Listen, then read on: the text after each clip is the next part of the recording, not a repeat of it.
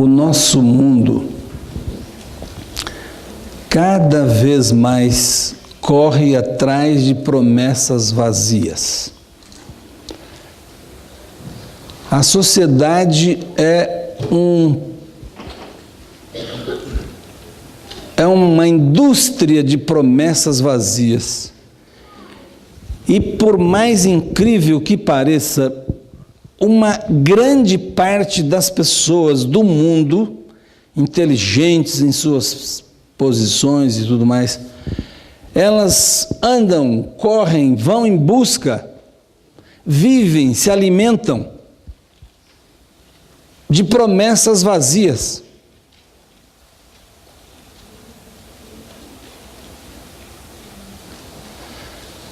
Talvez você ainda se lembre da última promessa vazia que você recebeu pela caixa do seu correio. Não faz muitos dias eu recebi uma dessas. Outra dessas, não. Que tantas vêm cada vez. Sempre elas vêm num invólucro bonito, num envelope. Você está percebendo que eu estou mancando um pouco menos, né? Mas estou mancando. Melhorou bastante, viu, Breda? Hoje nós vamos combinar uma coisinha, tá? Melhorou bastante.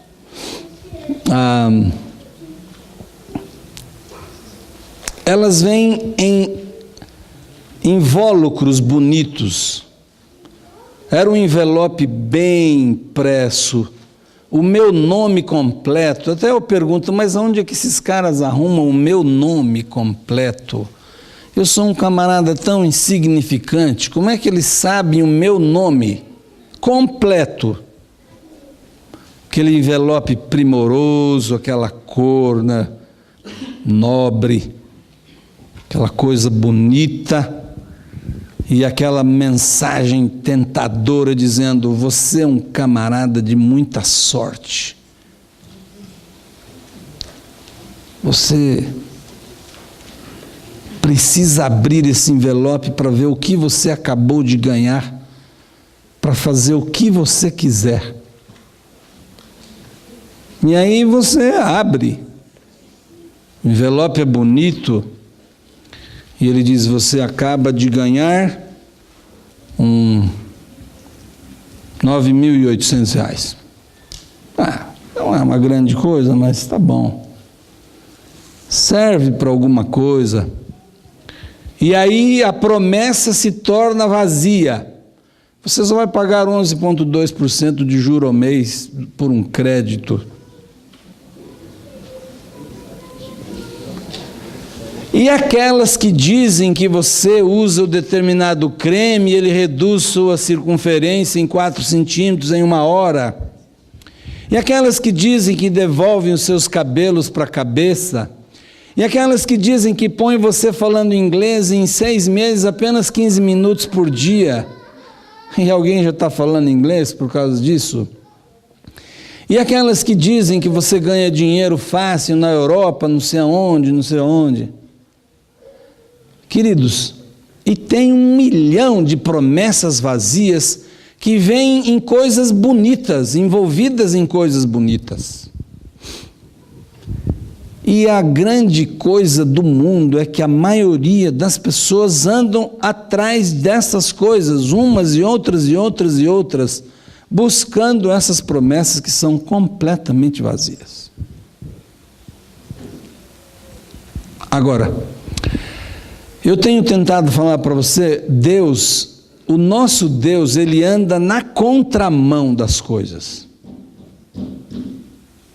Deus anda sempre na contramão. Deus faz promessas verdadeiras, promessas cheias, através de coisas vazias. Mas antes de entrar nessa promessa, eu queria chamar a sua atenção para um fato. Você sabia que o mundo evangélico, o mundo cristão,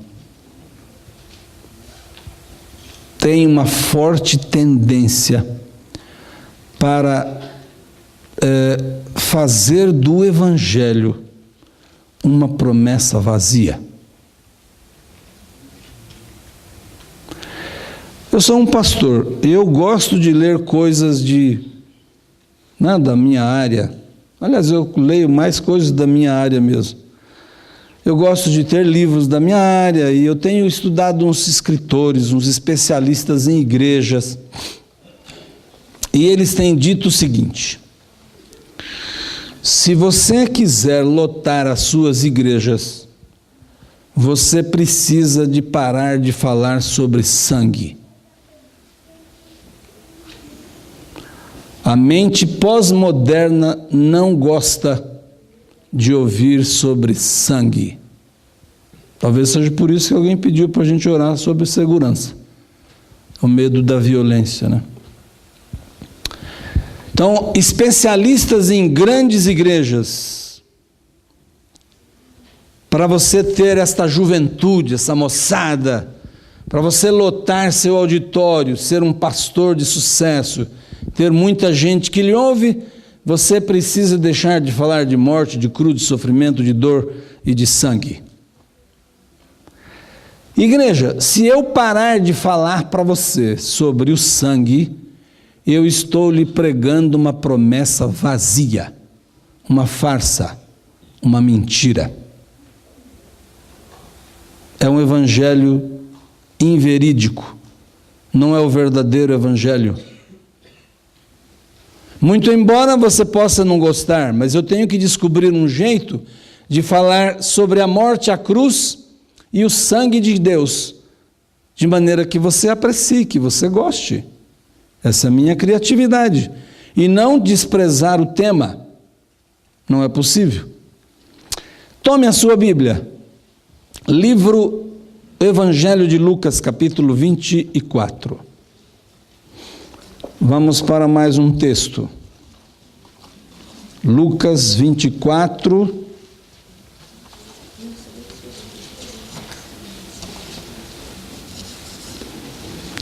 Eu aprecio demais a mensagem que Deus tem aqui para a gente nessa noite. Lucas capítulo 24, vamos começar com o verso 1.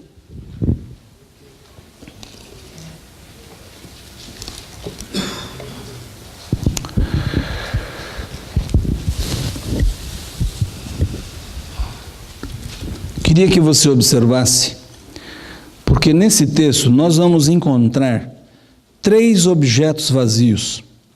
Eles são desprovidos de tudo, eles são objetos vazios como se fossem caixas ocas. Mas aí, através desses objetos vazios, Deus anuncia para o universo, anuncia para você nesta noite as notícias mais encorajadoras, mais interessantes, as essenciais notícias que um homem precisa saber. Lucas 24 diz, no primeiro dia da semana, bem cedo, elas foram ao sepulcro. Vão observando se você encontra 3 objetos vazios aí. Levando as especiarias que tinham preparado, acharam a pedra removida do sepulcro, mas quando entraram não encontraram o corpo do Senhor Jesus. Estando elas perplexas a esse respeito, de repente pararam junto delas 2 homens com vestes resplandecentes. Elas ficaram tão atemorizadas que se curvaram com o rosto em terra, mas os homens lhe disseram: por que buscais entre os mortos quem está vivo? Ele não está aqui, mas ressurgiu. Lembrai-vos de que vos disse, estando ainda na Galileia, é necessário que o Filho do Homem seja entregue nas mãos de homens pecadores e seja crucificado, e ao 3º dia ressurge. Então se lembraram das suas palavras. E quando voltaram do sepulcro, anunciaram todas estas coisas aos 11 e aos outros. Eram Maria Madalena, Joana, Maria, mãe de Tiago, e as outras que com elas estavam, as quais diziam estas coisas aos apóstolos. Tais palavras lhes pareciam como um delírio, e não acreditaram. Pedro, porém, levantando-se, correu ao sepulcro. E baixando-se viu só os lençóis de linho, e retirou-se para casa maravilhado do que havia acontecido. Vamos ver se a gente consegue relacionar 3 objetos vazios. Se elas estão indo em direção a um caminho, em direção ao sepulcro para completar o trabalho, no corpo de Jesus, então isto pressupõe que o corpo de Jesus está onde? No sepulcro. Se o corpo dele está no sepulcro, o que é que está vazio desde sexta-feira?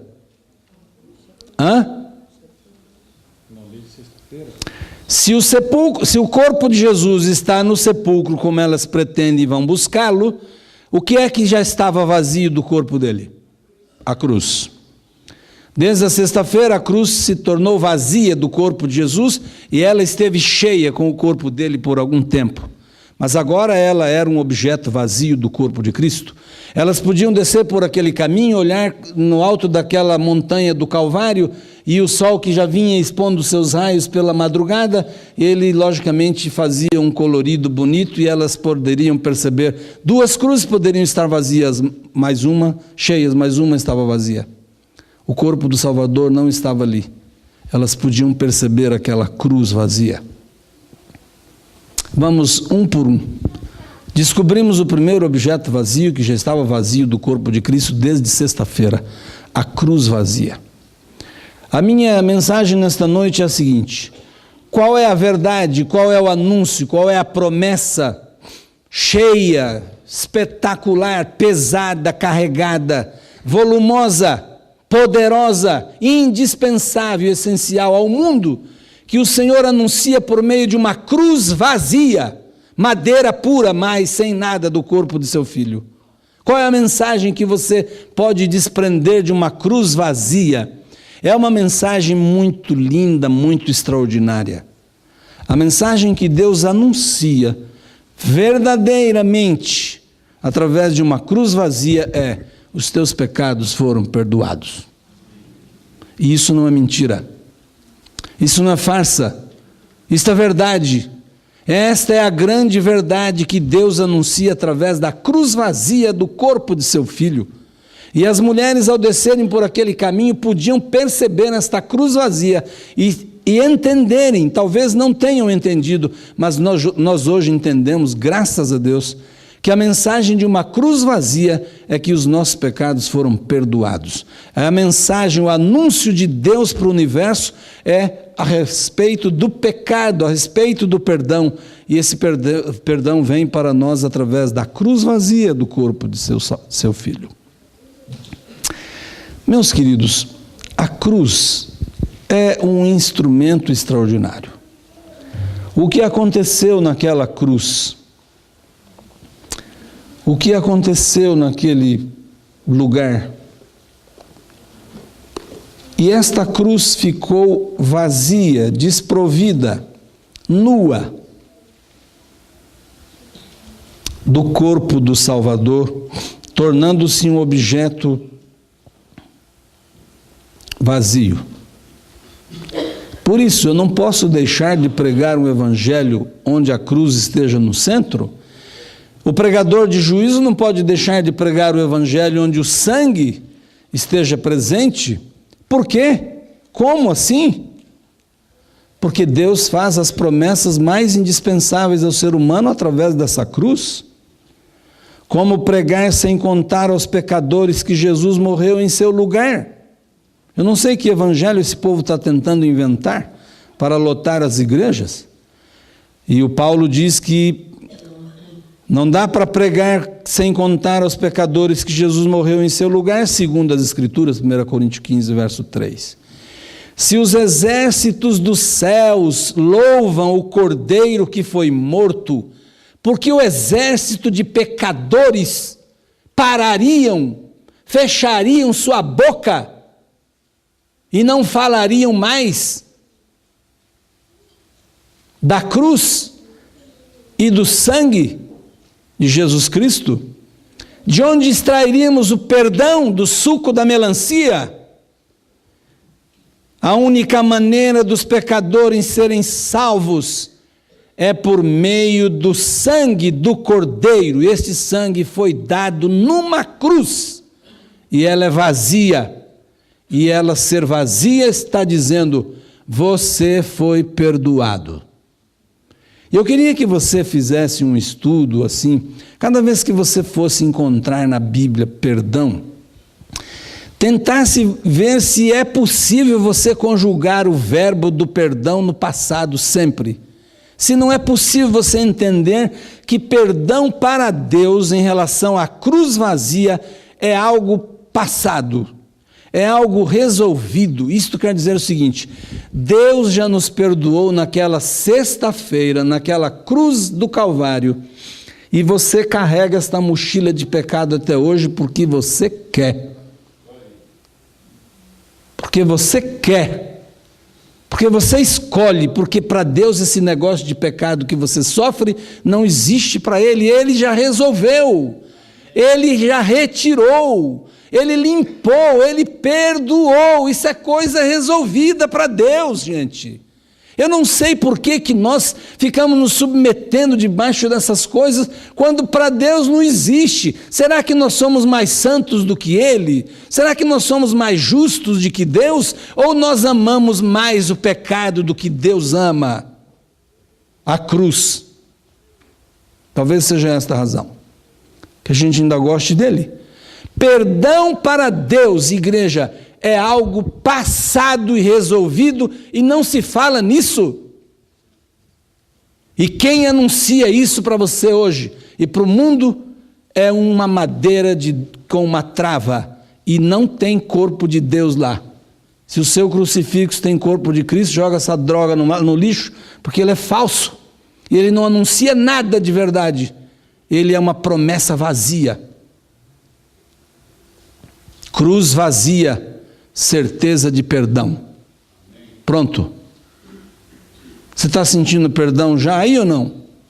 Ou você ainda vai sair daqui dizendo: ai meu pai, mais uma luta amanhã, esse pecado. Eu não sei o que a gente... Eu não consigo mais lutar desse jeito assim mais. Sinceramente, louvado seja Deus. Eu não tenho mais essa relação de luta assim. Se vem uma coisa que eu quero, a natureza quer, eu digo: Jesus, resolve essa encrenca aí, ó. Eu não sei o que fazer com ela, se você sabe. Cuida desse assunto para mim. Você está para ouvir uma das coisas mais importantes da sua vida nessa noite. Talvez não seja como novidade, mas como lembrança, como reprise de verdades que você já conhece, que você já vive há tanto tempo. Então, abra os seus ouvidos, fique ligado. Vamos orar. Feche seus olhos. Senhor, não há como a gente ser aquilo que o Senhor deseja, não há como a gente escapar desse círculo de pecado, se a gente não se agarrar aos objetos vazios que o Senhor deixou para nós. O primeiro deles, que já estamos avaliando e descobrimos nesta Tua palavra, é a cruz. Nós vamos falar de algo muito gostoso para o nosso coração, mas não quero que essa mensagem seja apenas gostosa no sentido de ouvir, mas que ela seja um gozo real, prático, factível no coração de cada um de nós. O perdão. Opera isso por meio do Teu Espírito e o poder da Tua palavra, em nome de Jesus. Amém. Venham comigo. Andar com Jesus é crer em coisas contraditórias, porque o cristianismo é a religião da contrariedade. Louvado seja Deus. O cristianismo é a religião das coisas estranhas, da contrariedade. Deus anda na contramão, né? Caixas cheias de coisas bonitas, não tem nada dentro. Deus usa coisas vazias e ali tem as coisas mais extraordinárias. Comecemos com a cruz vazia. Nela nós temos essa certeza de que eu já estava falando.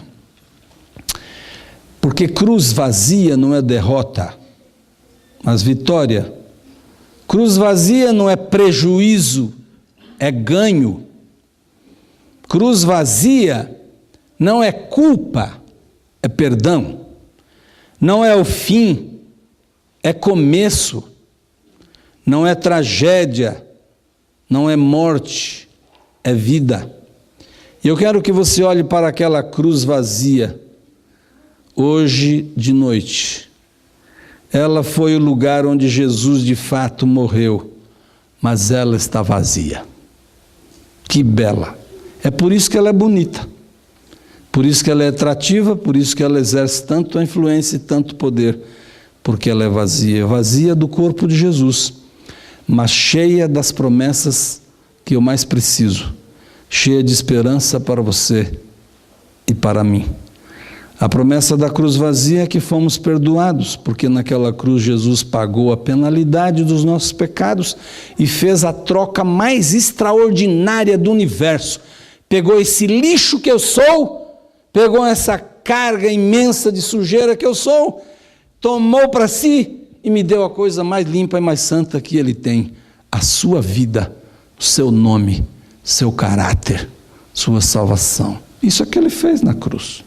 Levou para si meu lixo, meus fardos, meus traumas e me deu a coisa mais linda que Ele é, a pessoa dele. O salário do pecado continua sendo a morte, diz Paulo. Entretanto, quando você olha a cruz vazia, ela relembra a promessa de Deus de que você já foi perdoado. Pronto.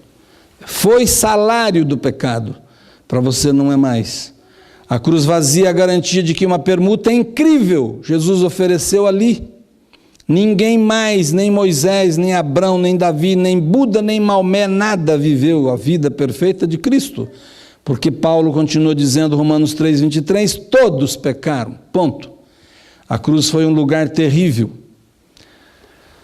O inferno, queridos, estava presente na cruz do Calvário naquela sexta-feira. Eu gosto de pensar nisso. E quero chamar você para pensar comigo. O inferno estava presente na cruz porque naquele momento, na cruz do Calvário, travou-se a batalha mais ferrenha do universo. O inferno estava presente, lutando contra o céu. O demônio e todos os seus anjos eram representantes do inferno, trazendo a presença do inferno para o Calvário, para junto da cruz. E Jesus era o representante divino, sozinho, ali. Talvez alguns do lado dele, a favor dele, posicionando-se positivamente ao lado dele. Ele era um representante do céu. Aí está a batalha, o céu contra o inferno, presentes na cruz do Calvário. Eu não acredito que naquele momento o céu estivesse mais no templo. O céu não estava mais lá. O céu estava na cruz.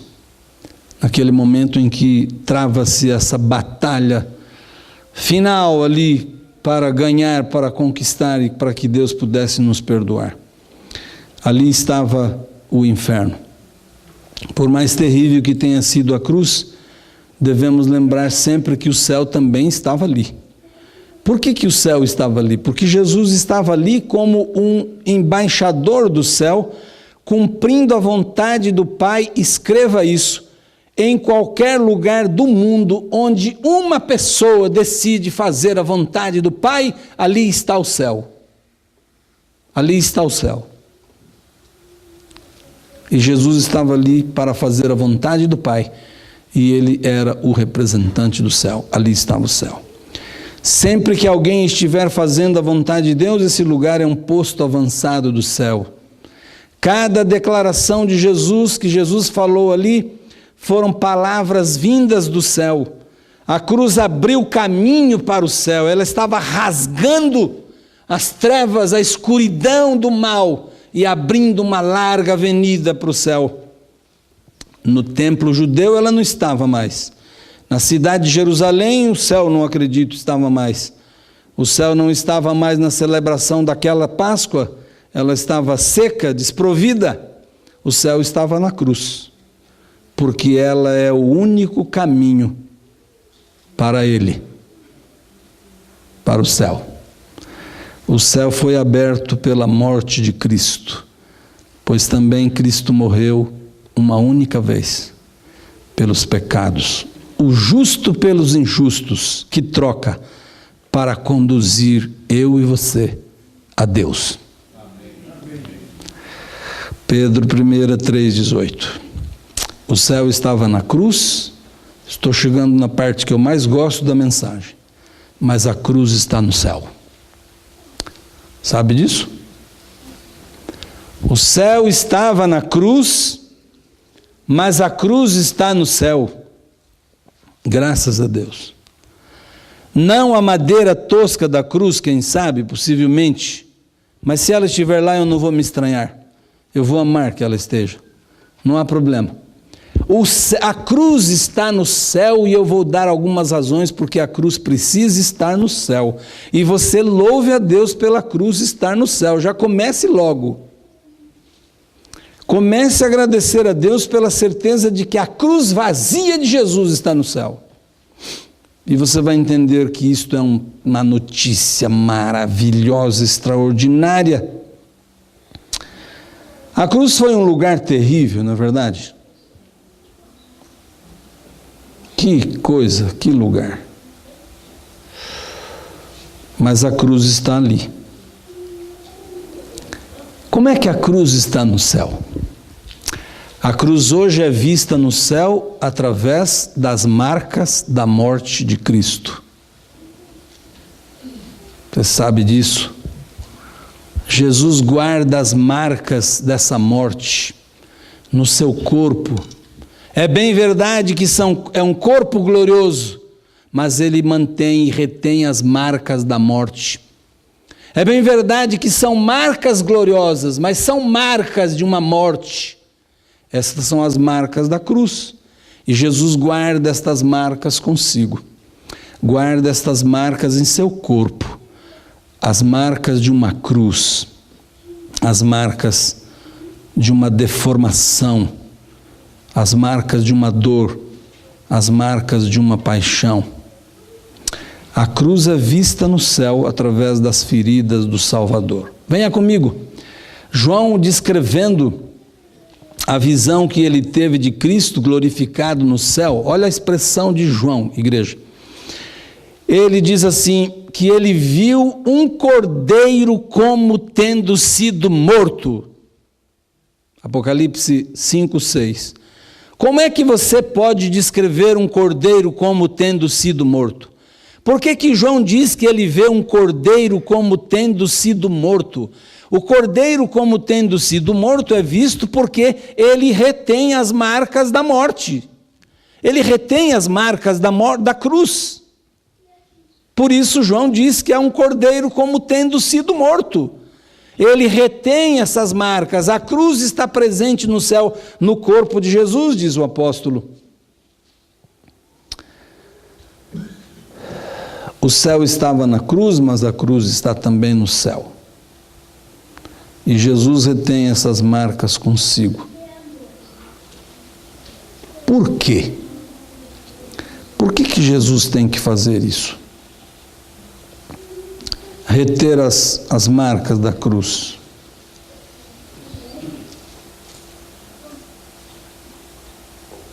Eu vou dizer para você.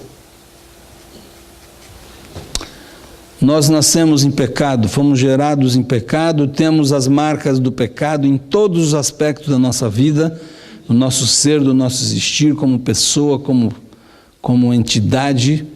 Guardamos o pecado, nos mancha, nos macula de todos os lados, de todas as formas, e ele nos deforma de todo jeito. Cada um de nós é uma deformação. Muito embora sejamos também uma formação, somos uma deformação do pecado. Quando Jesus voltar, nenhuma marca do pecado ficará nos remidos, mas as marcas do seu pecado ficará nele. E agradeça a Deus por isso. Não questione, agradeça. Eu não terei marca do pecado. Eu não terei aparência do pecado. Não terei estatura de pecado. Não terei nada, nódoa de pecado. Você não terá. Você terá um corpo perfeito e glorioso, como é o corpo de Jesus, após a ressurreição, após a glorificação. Nós não teremos marcas do pecado, aleluia, mas Ele as terá, e tem razões para isso, e eu vou dizê-las agora. Primeira,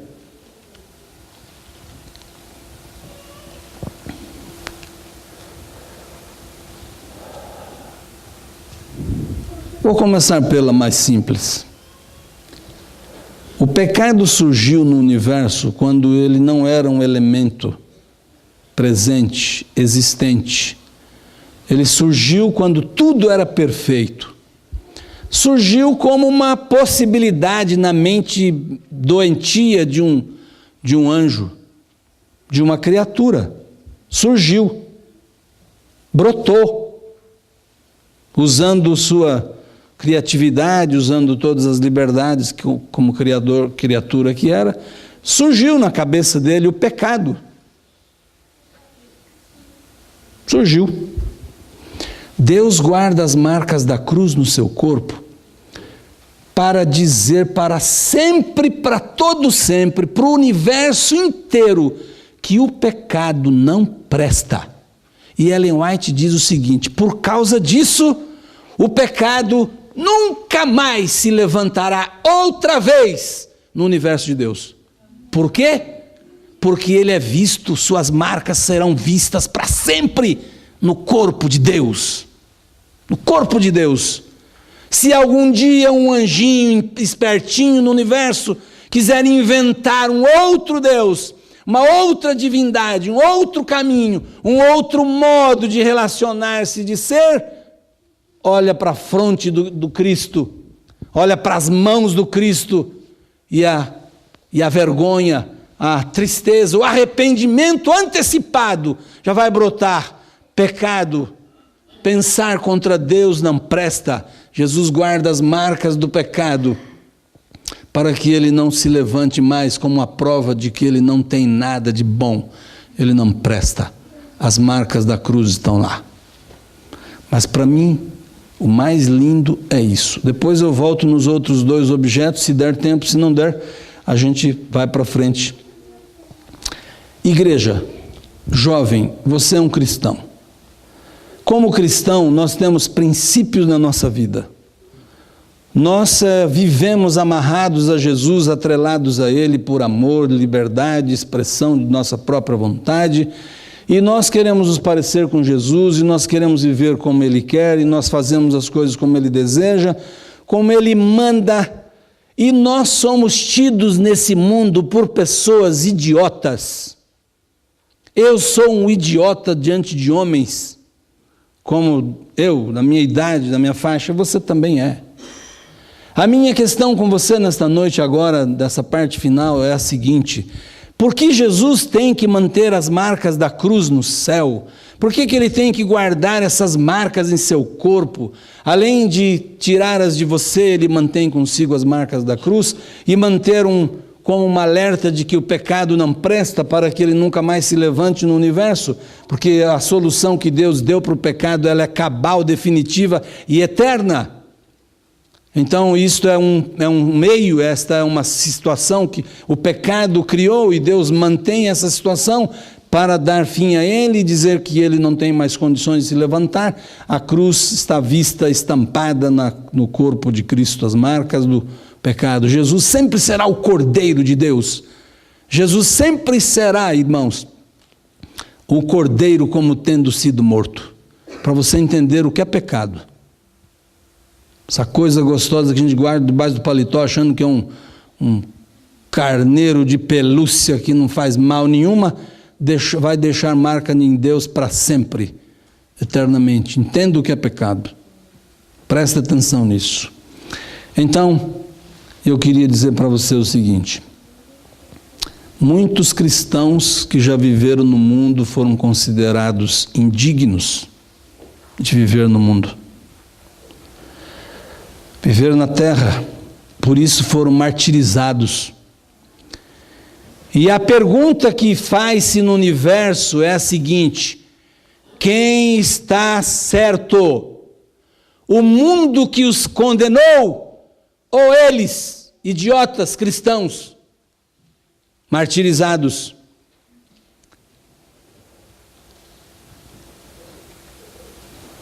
O universo espera uma resposta de Deus, e eu vou particularizar um pouco mais esse pensamento. Quando a sociedade zomba de você, menina, se você abre a boca que é virgem, ela zomba de você, chama você de tudo que é nome. Quem é que julga entre você e a sociedade? Ou você acha que isso aí não tem importância? Ou você acha que você vive como um servo de Deus nesse mundo e Deus não dá importância pelo que as pessoas pensam de você e agem e até falam de você? Você acha que você é um cristão aqui perdido, desconectado? Deus está nem aí porque acontece para você? É assim que você pensa? É por esta razão, esta é uma das razões porque você às vezes quer abandonar Jesus? Porque na sua escola todo mundo fala, tem um monte de história para contar no final de semana com seus namorados e você bobinha, não tem nada a não ser dizer, meu namorado, fomos orar, fomos cantar na igreja, não fomos para nada, não tivemos sexo, nada. Igreja, quem é que julga entre um jovem decente e a sociedade que o acusa? Quem? Ou não é nada disso importante?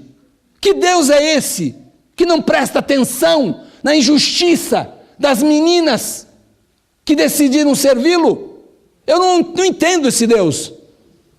Que Deus é esse que então não presta atenção no jovem quando ele é ridicularizado por não beber a cerveja com os amigos na roda no domingo?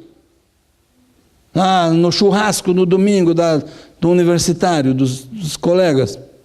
Que Deus é esse? Quem diz quem está certo?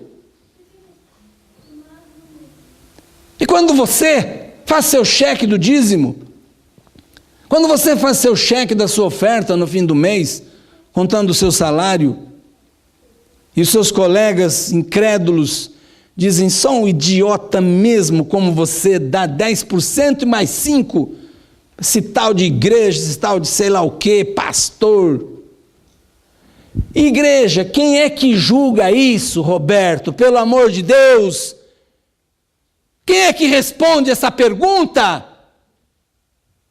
Quem é que diz quem é inocente e culpado nesse jogo entre o céu e a terra e o inferno?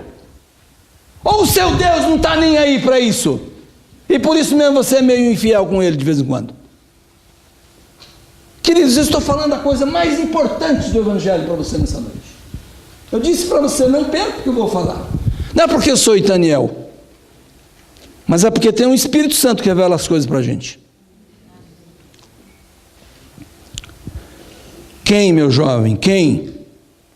Quando você não come aquilo e os caras dizem, pá, Palermo, idiota, não sabe o que é bom. Quando você não bebe aquilo, mas como pode? Meu filho foi numa entrevista de trabalho um dia desses, uma roda de pessoas e eles já o conheciam.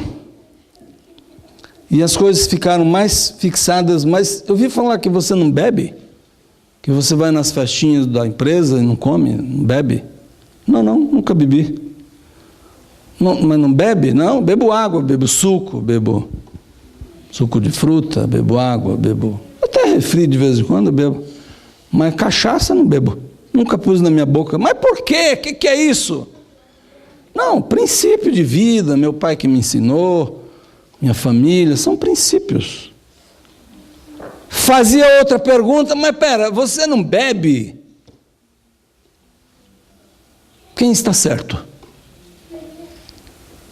Quem julga? Quem? Você não vai à aula aos sábados? Não vai à balada? Você não faz sexo antes do casamento? Ou se faz, já pediu perdão porque sabe que é pecado? Já foi resolvido? Outra. Você é retardado? Tem uma placa de Palermo na sua testa? Você é feliz? Você vive? Tempo de escravo já foi, cara. Quem está certo? Você ou o mundo? Quem está certo? Você ou as pessoas que lhe acusam? E aí? Hoje existe no céu um juízo em andamento. Quando Jesus chega no seu nome, não importa o que você tenha passado, não importa quanto tempo tenha demorado, Jesus chega no seu nome e ele sabe, Jesus sabe, que você tem um acusador que estimulou essas pessoas a acusarem você. Jesus sabe que você tem um acusador que estimulou você a ficar deprimido diante dessas acusações do mundo. Jesus sabe que você tem um acusador que muitas vezes o fez pensar que você é mesmo um culpado, um bobo, que deveria jogar tudo isso para o alto e viver a vida como todos vivem e acham que é assim que é bom. Jesus sabe, e a palavra de Deus diz que Ele é o acusador dos irmãos e Ele nos acusa de dia e de noite. E Ele nos acusa de dia e de noite aonde? Diante de Cristo. Isso, diante de Cristo. O demônio nos acusa de dia e de noite diante do Cristo. Na cena de juízo, Ele é o nosso acusador. Há pecados registrados ali diante do seu nome nos livros do céu. Suas boas obras também estão ali, fielmente anotadas. Eu queria abrir um parênteses e dizer para você o seguinte: nunca imagine em entrar num debate com o diabo imaginando que você poderá ganhar dele. Nunca imagine. Do tipo, o diabo é seu acusador? Você acha que você é um bom arguidor? Você acha que você é bom de conversa? Então, para cada acusação que ele faz, você apresenta 2 coisas boas que você faz. Para cada coisa ruim que ele fala para você, você apresenta 3 coisas boas que você faz. Quem vai ganhar essa batalha? E tem mais uma, hein? Além dele ser o nosso acusador, ele aumenta. Ele gosta de exagerar o nosso pecado, a nossa culpa. E ele conta tudo o que eu faço de ruim, de negativo, né? Ele salienta isso e diz para Jesus: é com esse tipo de cara que você vai ocupar o céu aí? Então, eu também vou junto. Estou nessa. Se é com esse Daniel que você vai trazer para cá, meus anjos e eu estamos nessa. Acusador.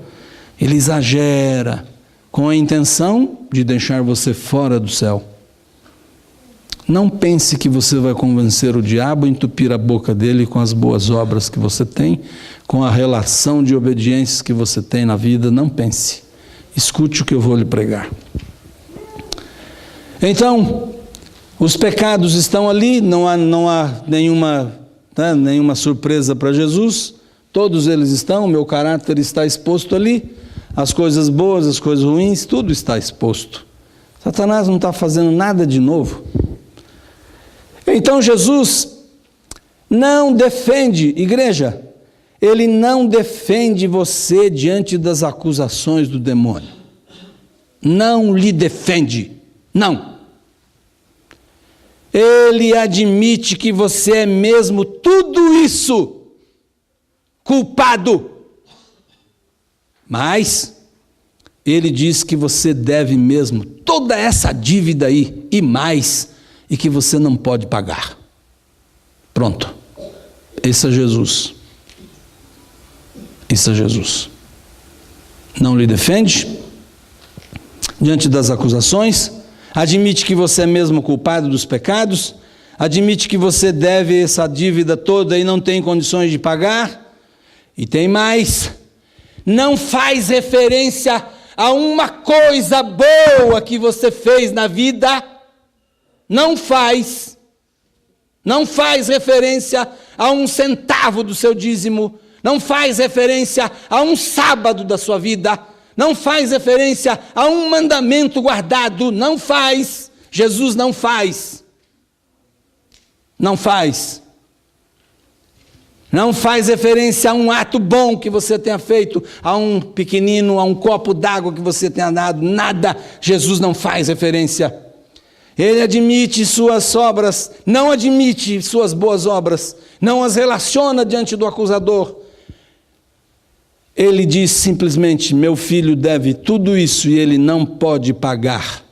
Sabe a única coisa que Jesus faz? Anime-se, eu vi que você ficou abatido agora, mas eu quis abatê-lo. Anime-se, porque essa é a verdade.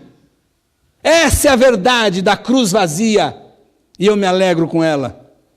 Jesus levanta as suas mãos perfuradas pelos cravos daquela cruz, e ele diz apenas isso em 3 vezes: meu sangue, meu sangue, meu sangue. Pronto, o demônio baixa a cabeça, ele entope sua boca e não tem mais uma palavra a falar a respeito do Filho de Deus. Você tem que ser você, não pode ser outro. Tem que ser você, não pode ser outro. Estou pregando sobre uma cruz vazia, estou falando sobre perdão. Jesus apenas levanta a sua mão e diz: meu filho, é tudo isso, mas ele aceitou o meu sangue. A prova está aqui, ó. A prova do meu sangue. Ainda não é a prova de que você foi perdoado. Não é a sua prova, esta é a prova dele. Bem? Deixar claro? Esta é a prova de Jesus. Levanta a mão. Agora, queridos, todo o universo está olhando Jesus nesta cena e o demônio está ali. Nenhum anjo, nenhuma criatura perfeita que nunca caiu tem mão perfurada pelo prego do Calvário. Nenhum anjo perfeito tem mãos perfuradas pelos pregos do Calvário. Nenhuma criatura tem mãos perfuradas. Nenhum anjo do mal tem mãos perfuradas pelos pregos da cruz. Nem o demônio tem mãos perfuradas pelos pregos da cruz. E quando Jesus mostra as mãos perfuradas, ele só tem uma coisa a fazer: calar-se. Calar-se. E então Jesus pronuncia a declaração que é a coisa mais linda aos ouvidos humanos: meu filho, você está salvo pela minha graça, a graça do meu sangue. Este é o preço que eu paguei por sua dívida. Você nunca poderia pagá-la. Por isso Jesus não menciona nada do que eu faço. Mas você vai entender agora o que eu tenho para pregar. Cristo sabe que você lavou suas vestiduras no seu sangue derramado por Ele. Você marcou sua vida com o sangue dele. Ele sabe, Jesus sabe. Não é diante do Pai que Jesus faz estas apelações, como se o Pai fosse o nosso acusador. Jesus não está apelando com o seu sangue para o Pai nos aceitar, não, queridos. Jesus está apelando com o seu sangue para tapar a boca do seu acusador. E esse acusador não é o Pai. O Pai está em Jesus salvando você. Não tem essa visão errada de Cristo ou do Pai. Não é para o Pai que Jesus apela. Ele está mostrando sua mão para tapar a boca daquele que fez o mundo entender que você é um idiota e até sentir que de fato é um culpado e não tem ninguém para defender sua causa. É desse acusador que Jesus está falando. É a ele a quem ele se dirige. É a boca dele que ele se propõe a tapar. Tapar com a sua cruz vazia, mas que tem as marcas dela lá no céu com ele. Essas são as garantias. Agradeça a Deus porque a cruz está no céu. Louve a Deus cada dia por isso. Jesus faz isto diante de Satanás, o acusador, porque a Bíblia diz que Deus está em Cristo reconciliando consigo o mundo. Deus não precisa se reconciliar, não precisa ser convencido de que você é alguma coisa ou que você está salvo. Ele sabe. Jesus faz isso diante do acusador. Seus anjos, diante dos anjos que nunca caíram. E como nenhum anjo santo tem as mãos perfuradas, nem anjos caídos, nem próprio demônio tem mãos perfuradas, como Satanás não tem marca de cruz nenhuma de que deu sua vida para resgatar alguém, eles se calam. O diabo, seu acusador, e meu se cala. Jesus declara: filho, você está salvo pela graça do meu sangue e pela minha cruz vazia. Aquele que creu tem a dívida paga. O que não creu no sangue de Jesus é devedor está condenado. Você acha que eu devo deixar de pregar sobre o sangue?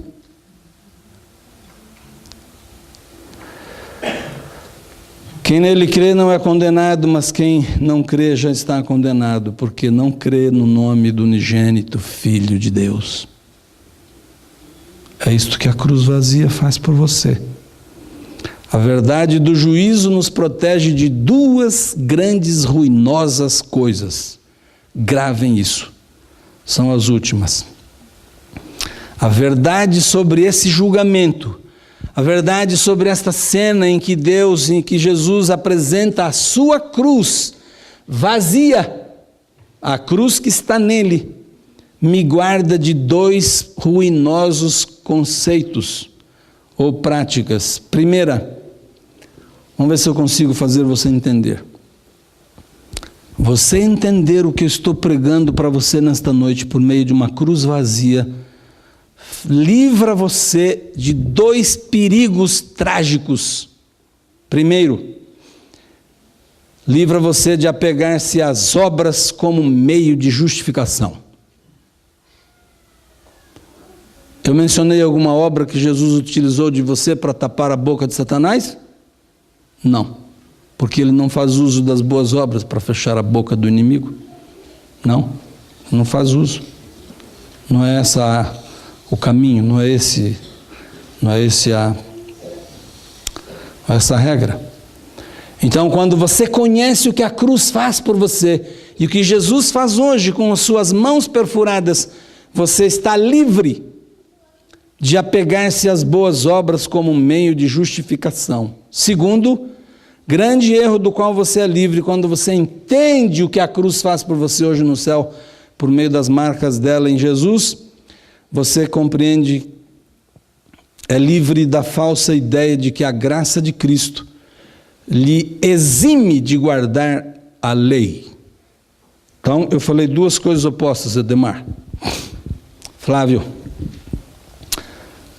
você entender que a cruz de Cristo na pessoa de Deus, lá no céu, é o meio que Ele usa para lhe salvar, é o sangue que Ele usa para lhe justificar e lhe perdoar, ajuda você, livra você de dois perigos. Primeiro, agarrar-se às boas obras como meio de justiça, e livra você também de agarrar-se à ideia falsa de que você, por causa disso, está livre de obedecer à lei.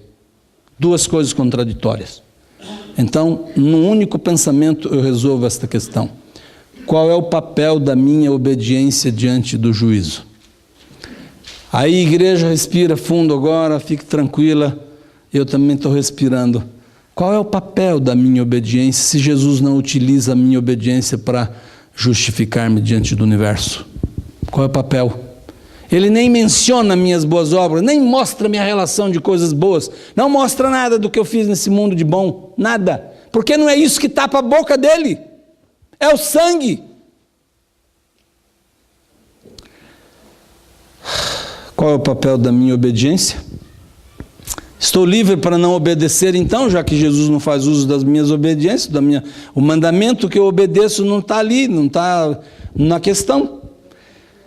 A minha obediência à lei, a minha estrita obediência à vontade de Cristo, ao caráter dele expresso na sua lei, dá a ele, Jesus, dá a ele, a minha obediência, dá a ele o direito de comprovar diante dos anjos não caídos, dos anjos acusadores, de que lado você esteve e de que lado você está. Se você não obedecer, Jesus não tem como dizer de que lado você está. Se você negligenciar a obediência, não tem como ele dizer, ele é meu filho, meu sangue está nele. Não tem. A demonstração de que o sangue dele está em você e que você está do lado dele é se você viveu vida de obediência. Ela não serve para lhe justificar, mas serve para dar a Jesus o direito de dizer, é meu filho, paguei por ele, ele aceitou o preço, é crédito dele, pronto, prova, me obedeceu. Me entende? Me entende? Sua obediência à lei comprova que você permanece agarrado a Jesus pela fé como seu Salvador. É a sua obediência. Sua obediência, embora não serve para lhe absorver no juízo, é a demonstração prática de que você fez do sacrifício de Jesus o pagamento dos seus pecados. Por isso você tem até condição de obedecer. Não para a justiça, mas para comprovar que você está do lado de Cristo. E Ele pode lhe apresentar com toda a boca aberta, com todo o peito cheio diante do universo, que você é dele, pertence a ele, está do lado dele. Sua obediência comprova isso. Então Jesus o declara justo diante do universo. Assim, não tendo ninguém mais que possa acusar você, ele disse, direito de entrada na cidade pelas portas. Meu filho, é minha filha, vem comigo. Não tem ninguém que possa lhe impedir. Vem comigo. Vida eterna. Perdão é isso. Cruz vazia é isso. Deus te abençoe. Mas ficaram 2 para trás, não é verdade? Mas ainda tem mais 3 noites. Eu achei que você ia gostar tanto de ouvir isso, porque isso me faz um bem extraordinário. Evangelho é isso. Isto é evangelho. É o sangue. E esse sangue é uma notícia extraordinária que vem de uma cruz vazia. Mas para terminar, se bem que o tempo já terminou, elas encontraram no final daquele caminho, aqui é bem rapidinho, e essa você vai gostar de ir para casa com ela. No final daquele trajeto, o caminho terminava na tumba. Puf! Acabava lá. Quando elas chegaram no final do caminho, elas se depararam com aquilo que imaginaram ser um grande problema, né? Quem vai remover a pedra? Olha aí, nós sempre achamos que temos um problema pela frente, não é verdade? Sempre achamos que temos um problema pela frente. Hoje você está aqui me ouvindo dizendo, meu Deus, quem vai remover aquela pedra amanhã da minha vida? Né? Viva, ande o seu caminho, vá até ele, chegue à pedra que você imagina que está lá e não tem como remover. Quando elas chegaram, a pedra estava removida e elas encontraram o segundo objeto vazio. Mais fácil do que tomar doce de criança. A tumba está escancarada, está vazia. Assim como a cruz não tem mais o corpo de Jesus desde a sexta, a tumba não tem mais o corpo de Jesus desde a madrugada. Ele é um Salvador ressurreto. Qual é a notícia? Qual é a verdade? Qual é a promessa de uma tumba vazia? Já descobriu? Você tem vida eterna. Pronto. Tumba vazia é garantia de vida eterna. Ninguém aqui vive para morrer. Ainda que crê em mim, ainda que esteja morto, viverá. Tumba vazia garante vida eterna. Que lindo, que belo. Como? Mas como assim? Um pai e um filho juvenil viajavam na sua caminhoneta numa tarde de primavera, desfrutando o ar e o aroma das flores, as janelas do automóvel abertas, e num dado momento uma abelha veio da floresta e pumba dentro do automóvel, e o menino juvenil entrou em pânico porque ele tinha uma alergia mortal ao veneno da abelha. E o pai sabia. Quando a abelha penetrou, o menino entrou em pânico, em pavor, e começou a zumbir dentro do automóvel. E o pai, em um gesto brusco, levou a mão e segurou a abelha um pouco dentro da mão, e o menino respirou, e aí ele abriu a mão e a abelha novamente voltou a zumbir, e o menino entra em pânico outra vez. E aí ele abre a mão e diz, filho, relaxa.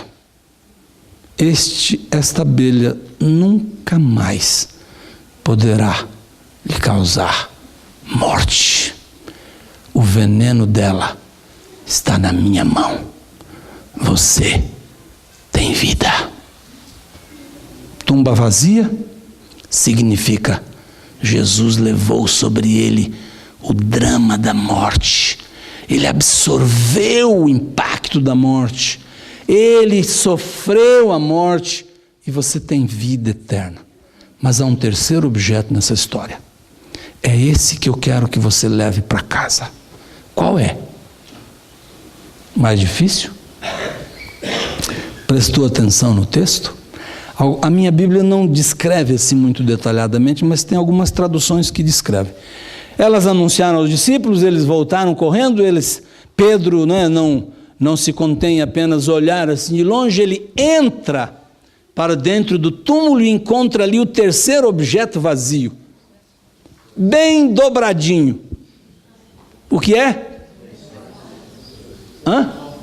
As roupas da morte, os lençóis que o embrulhavam o corpo morto, não é? Eles estão vazios, eles estão dobrados, eles estão ali.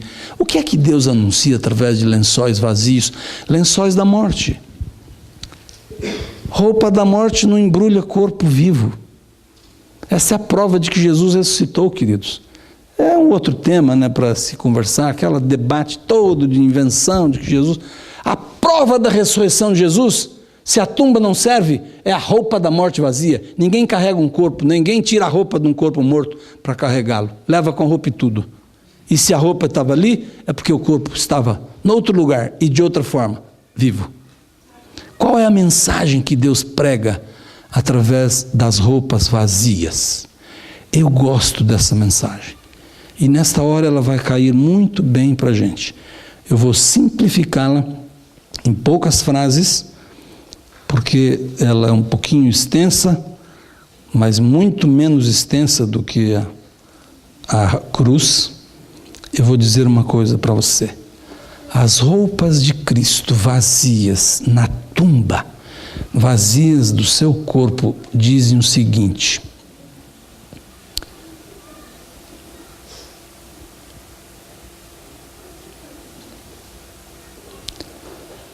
você tem um Salvador que, enquanto Ele não recebe você na cidade pelas portas, caminha com você, anda com você. A promessa de Deus das roupas vazias são essas. Você tem um Salvador pessoal, real, e Ele vai com você, adiante de você, para a Galileia. E Ele vai com você até o fim dos séculos. Roupas vazias, Salvador vivo, Salvador real, Salvador pessoal, e que anda com a gente, anda comigo. Esta é a promessa, você leu ali. Você lembra que Ele disse isso, que Ele estaria com vocês na Galiléia e assim por diante. Lembram-se? E elas se lembraram. No final da jornada, aquelas mulheres olhando para o alto, naquela jornada, aquelas mulheres olhavam para o alto, elas podiam ver a cruz vazia, a promessa do perdão dos pecados. Eu não sei se elas compreenderam tudo isso, certamente não. No final daquele caminho, encontraram a tumba vazia, a promessa da vida eterna. As roupas vazias dentro da tumba, a promessa de que elas teriam uma vez mais um relacionamento íntimo, pessoal e real com Jesus, o Salvador vivo que disse: eu estou convosco todos os dias, até a consumação dos séculos. Então, por causa da cruz vazia, você tem perdão. Por causa do túmulo vazio, você tem vida. E por causa das roupas vazias da morte de Cristo, você pode se levantar aqui e ir para casa segurando nas mãos dele. Ele é Salvador pessoal. Ele é real. Ele anda com você. Ele vai do seu lado, se você permitir. Ele vai à sua frente, ele vai à sua retaguarda, ele vai acima de você. Ele vai com você. Esse é o Deus da Bíblia. Esse é Jesus. Esse é o homem da promessa cheia por meio de objetos vazios. Deus te guarde.